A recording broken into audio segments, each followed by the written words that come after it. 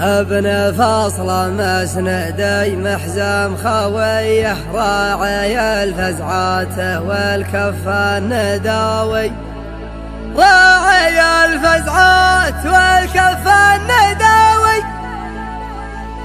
انت كسب المراجل والحمية من بني هاجر مزاب بنت الجلاوي، من بني هاجر